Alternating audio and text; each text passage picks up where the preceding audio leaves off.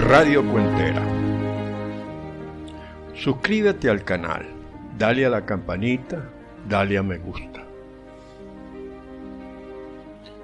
Si Venezuela llegó al siglo XX con 35 años de atraso, gracias a que el dictador Juan Vicente Gómez murió y sus sucesores, aún siendo militares, tenían el germen de una Venezuela moderna, diferente, educada, culta y desarrollada. La de hoy parece ir por ese camino, pero con la diferencia de que el militar dictador Hugo Chávez, quien dibujó y tomó el rumbo del atraso, de la violación de los derechos humanos y la ruina de la República de hoy, murió, pero dejó un sucesor, Nicolás Maduro, adiestrado en el desastre, en la incapacidad e ineficiencia, en la ilegalidad y delincuencia, en la corrupción y tiranía. De la Venezuela de hoy, que aún no llega al siglo XXI, voy a hablarles en este video, y de cómo llegamos hasta aquí, de cómo llegamos a esta Venezuela arrasada, corrompida y abandonada. Suscríbete al canal, dale a me gusta, dale a la campanita. La democracia surgida el 23 de enero de 1958 había dado buenos frutos.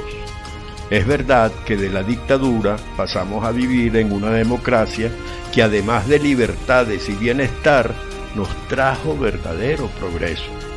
Pero a raíz del estancamiento de esa democracia de partidos, fueron apareciendo nuevas necesidades no satisfechas, pero que gracias al aumento de los precios del petróleo, como consecuencia de los problemas y conflictos que hubo en el Medio Oriente, vino un incremento muy notable en los precios del petróleo y por tanto de una abundancia que, como dijo el presidente Pérez, había que administrar con criterio de escasez.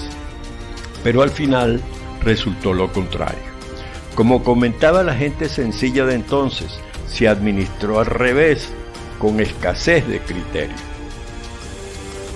Ya en el año 1978, cuando asume la presidencia de la República el doctor Luis Herrera Campis, se escucha el primer aldabonazo que nos anuncia muy seriamente que las cosas estaban llevándose muy mal.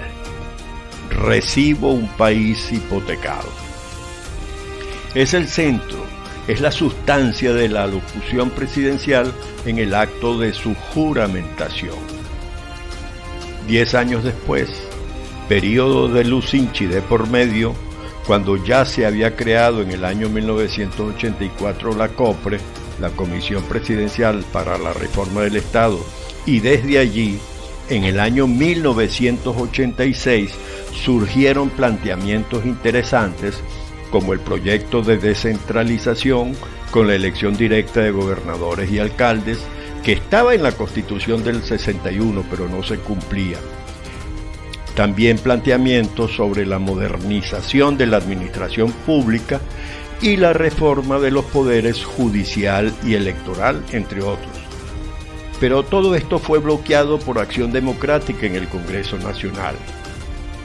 A los pocos días de un pomposo acto de juramentación, al que la gente llamó coronación, del presidente Carlos Andrés Pérez para su segundo periodo como presidente y con Fidel Castro como invitado especial, estalla una espontánea manifestación popular que rápidamente se convierte en caos y saqueos y deja al descubierto el grado de descomposición que ya existe en la República.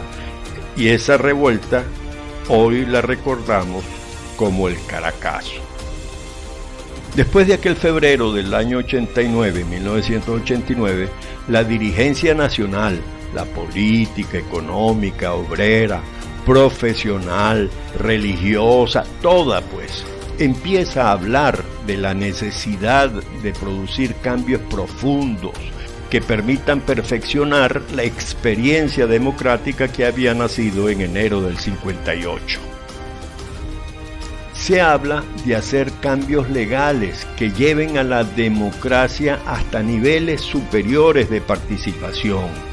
Se habla de cambiar la ley de partidos políticos para que ellos mismos se democraticen, para que ellos prefiguren la sociedad que dicen querer construir.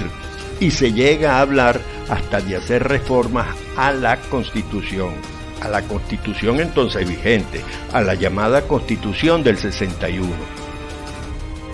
De allí surge, al fin, la ley de elección y remoción de los gobernadores de Estado, la ley de transferencia de competencias, se potencia y se reanima la Comisión Presidencial para la Reforma del Estado, COPRE, y también la comisión que, presidida por el doctor Rafael Caldera, se iba a ocupar de estudiar y proponer las reformas constitucionales.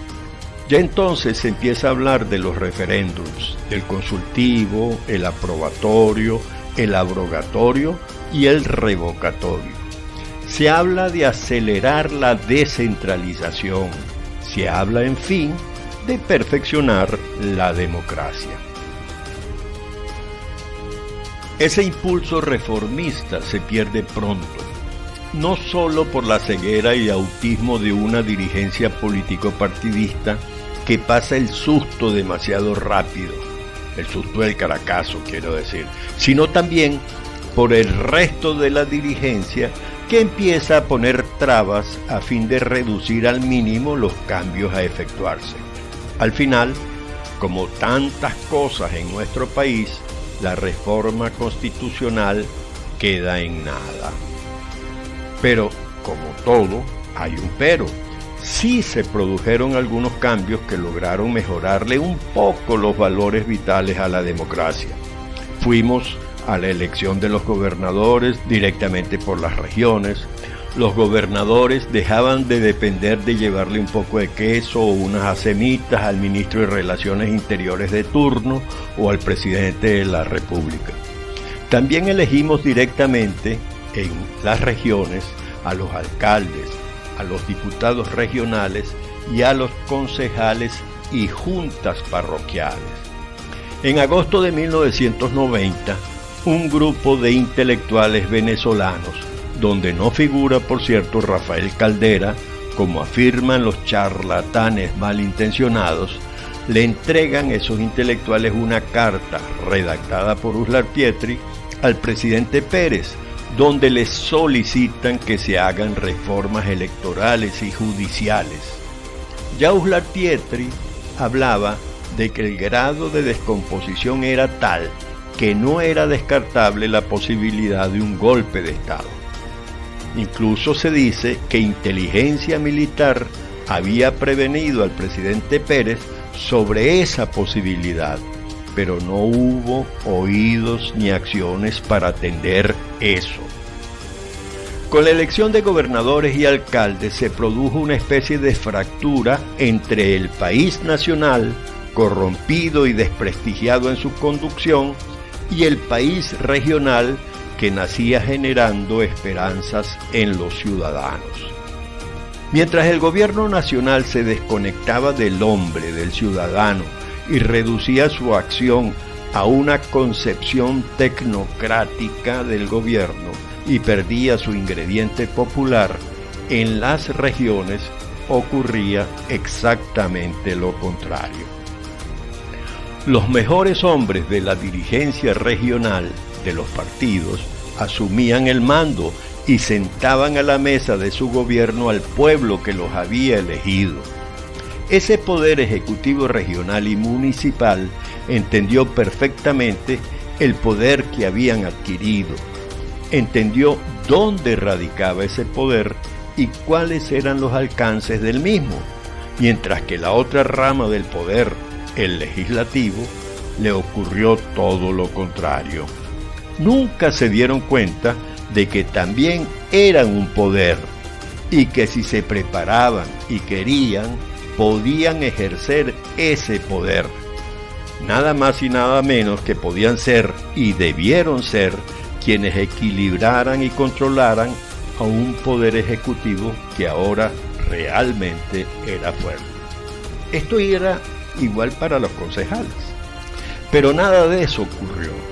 Las asambleas legislativas y las cámaras municipales se convirtieron en parapetos inútiles, en seccionales partidistas donde se establecería el más puro extracto de la corrupción y del chantaje a los gobernantes de turno, para obtener dividendos económicos. Para ello contaron, si no con el visto bueno, por lo menos con la ceguera, la permisividad y la omisión de los partidos políticos a los que pertenecían. Mientras tanto, el principal modelo de esa perversidad, el Congreso Nacional y la Presidencia de la República, se encontraban totalmente de espaldas de lo que ocurría por debajo del país, de lo que estaba bullendo e hirviendo.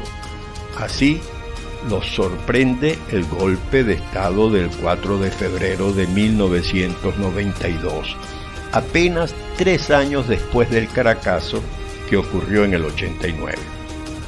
La actuación del Congreso Nacional en la mañana de ese mismo día y la de algunos líderes partidistas demuestra e ilustra perfectamente el grado de desconexión que existía entre ellos y el pueblo. Solo un viejo y curtido líder, Rafael Caldera, percibe el sentir popular.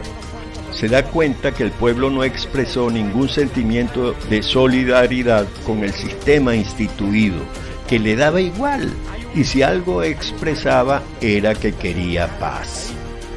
Rafael Caldera, que se niega a apoyar sin argumentar, calladamente, al régimen democrático y que hace un extraordinario uso de su condición de senador vitalicio. Eso le permitió ese memorable discurso.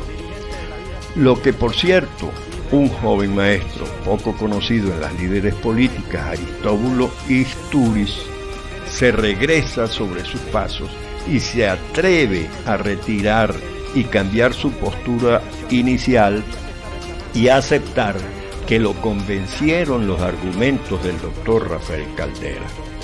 El país está esperando otro mensaje y yo quiero decirle desde esta tribuna con toda responsabilidad al señor presidente de la República que de él principalmente, aunque de todos también depende la responsabilidad de afrontar de inmediato las rectificaciones profundas que el país está reclamando. Es difícil pedirle al pueblo que se inmole por la libertad y por la democracia cuando piensa que la libertad y la democracia no son capaces de darle de comer, de impedir el alza exorbitante en los costos de la subsistencia, cuando no ha sido capaz de ponerle un coto definitivo al morbo terrible de la corrupción que a los ojos de todo el mundo están consumiendo todos los días la institucionalidad venezolana.